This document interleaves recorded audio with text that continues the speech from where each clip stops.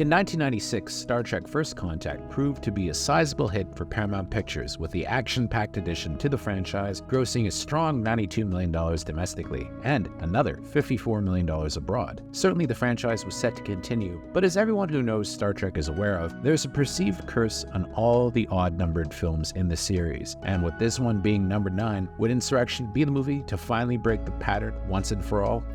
Nope, not at all. I apologize for our intrusion.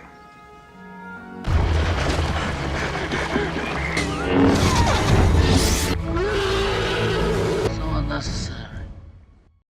Star Trek Insurrection is a curious follow-up to Star Trek First Contact. While that movie was praised for being action-packed, for some reason a much lighter tone was adopted for the follow-up, with the reasoning from Paramount being that they wanted another Star Trek IV, The Voyage Home. Why'd you watch where you're going, you dumbass?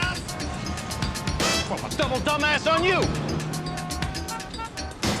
They certainly wanted it to make even more money than First Contact had, as the budget had to be increased significantly due to the crew's higher salary demands, which is why Star Trek Insurrection has a $70 million budget compared to First Contact's $45 million, but significantly less in the way of action. Indeed, this is the one Star Trek film that definitely feels a lot more like an episode of The Next Generation, and a mediocre one at that. I will take this to the Federation Council. I'm acting on orders from the Federation Council. The film was written by Michael Pillier, a veteran of the series, and it revolves around the Baku, who are like the 24th century version of the Amish. We believe that when you create a machine to do the work of a man, you take something away from the man.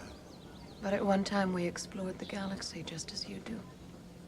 Despite being technologically advanced, they've eschewed tech to embrace small communal living, but they're being terrorized by an invading force called the Sona, who are in league with factions of Starfleet who want to relocate the Baku in order to exploit the fact that their planet has rejuvenating qualities that make its inhabitants effectively immortal. There's an unusual metaphasic radiation coming from the planet's rings. It continuously regenerates our genetic structure. You must have noticed the effects by now. For the Enterprise, this means that boobs and butts are firmed up, Worf goes through Klingon puberty again, Troy and Riker get really horny, Picard starts wearing a super tight t-shirt, and Geordi gets his vision back. You know, I've never seen a sunrise. At least, not the way you see them. While it has a bad reputation, the movie does have some interesting qualities. On the one hand, we get to see Picard go up against Starfleet as he feels his commanders are violating the Prime Directive in attempting to relocate the Baku. Like a lot of Trek, the metaphorical themes in this one are pretty heavy. It digs heavily into the relationship between the Enterprise crew members, particularly the relationship between Jonathan Frakes' Riker and Marina Sirtis' Deanna Troi. So do I lie down or what? Well, whatever makes you comfortable, but this isn't one of the usual therapeutic postures. But it is comfortable. Why don't you try sitting up? On the TV show, their on-again, off-again romance was crucial, but it was abandoned in later seasons and definitely not prominent in the first two movies. In this one, when Riker and Deanna get their libidos boosted by the Baku's homeworld, they end up rekindling their relationship, and the chemistry between the two actors, who are such good friends that they did the Blu-ray commentary together, is one of the reasons Insurrection is kind of worth watching. Here we go. Oh, I remember this scene. One of my scene. favorite days in show business. What a great day, Marina. Remember they brought us Diet Cokes? They did. And we stayed in the pool We for stayed hours. in that hot tub for hours. We were like prunes when we got out. Should we tell them that we were both naked? We were both naked. That's right. Riker even shaves off his beard and mustache. Notably, Brent Spiner hoped to have Data killed off in this installment, Alice Spock, but Patrick Stewart was thoroughly opposed to them knocking off his foil. In early versions of the script, Data met his maker, but when he received the final script in which Data lived, it came with a note from Stewart saying, "Better luck next time." Spiner would eventually get his wish in a fashion with the divisive Star Trek Nemesis. My operation depends on specifications that do not change. I will never know the experience of growing up or tripping over my own feet. For Patrick Stewart, who was always concerned about how Insurrection's scale paled in comparison to First Contact, the Picard role would be somewhat undeveloped here. It wasn't supposed to be that way, as he was supposed to have an actual love interest in Donna Murphy's Angie, but the romantic scenes were cut out of the movie at the 11th hour, much to Patrick Stewart's displeasure. Stay with me. Don't let go of this moment. He also wanted the final battle to be done on a much grander scale, as his final confrontation with the movie's villain, F. Murray Abraham's Rufao, is way too reminiscent of the low-key battle with Malcolm McDowell's Soren in Generations, although Patrick Stewart, similar to First Contact, does get to show off those ripped biceps again. You're really going to risk igniting the exhaust? All right. I will!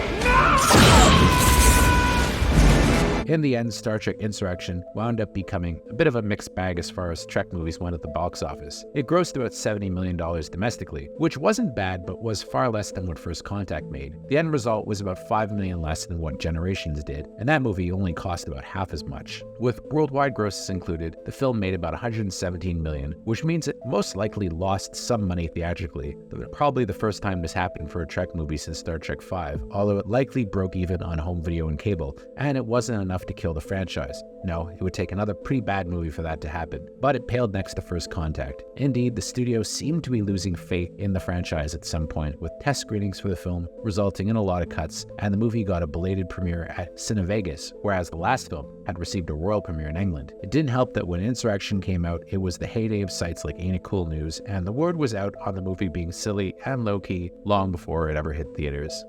Can anyone remember when we used to be explorers? Looking back at it now, Insurrection suffers from the fact that the story is an absolute dud.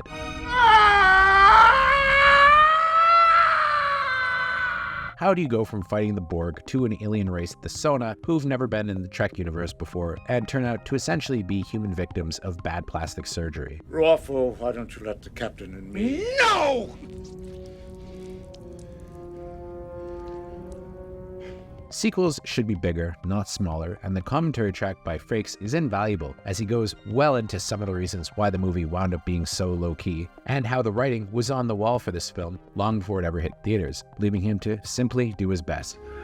But the story wasn't as strong as First Contact. So all the technique and all the use of and we had wonderful weather for it. And we had beautiful wheat fields that we worked with. A lot of stuff ended up being cut out. But the look of the movie, I thought was fabulous. He would be disastrously replaced for the next film by Stuart Baird, a director many say had no feel for the franchise, and it's unfair that he's taken some of the blame for this movie's failings, which includes subpar CGI effects, with ILM not responsible for these as they were on First Contact, likely due to the fact that the movie came out just 6 months before The Phantom Menace. It's working! It's working! This was the first Star Trek movie where all the effects were CGI, and at the time, I remember they looked pretty decent, but now they seem archaic, something which Frakes himself noted in the commentary with some consternation. He wouldn't. Yes, he would. Even still, the movie benefits from F. Murray Abraham chewing some scenery as the bad guy, another fine Jerry Goldsmith score, and some nice character beats for the cast. One especially nice moment has LeVar Burton's Geordi, whose sight has been restored by the Baku homeworld, opting to throw his lot in with his comrades, even though he knows it'll inevitably cost him his sight, with him telling Picard in a nice moment, "How could I look at another sunset knowing what it cost them?" I also like the Troy Riker romance, and Brent Spiner, despite wanting Data to die, delivers a relaxed performance with his chemistry with Patrick Stewart ramped up on this one. If our first attempt to capture Data fails, I will terminate him. I should be the one to do it. I'm his captain.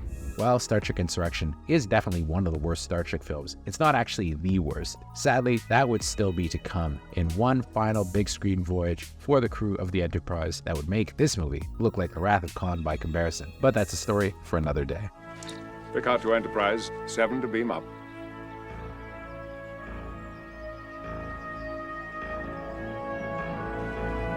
Energize.